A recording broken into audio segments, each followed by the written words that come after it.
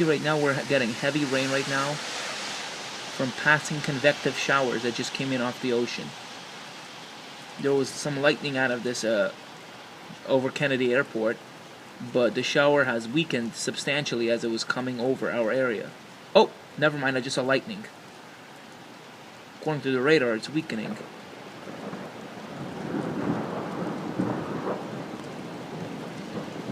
As we're now getting thunderstorms, but even though it's weakening on the radar, we are currently getting thunder. No hail is coming out of this, even though there is a lot of cold air aloft.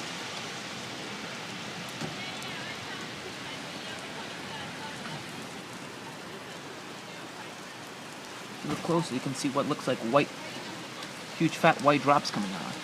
This isn't hail, this is all rain. And it's how it's really coming down.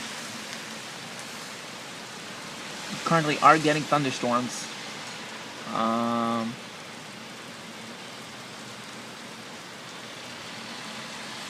These are not severe storms. This is actually associated with the center of low pressure, and it's very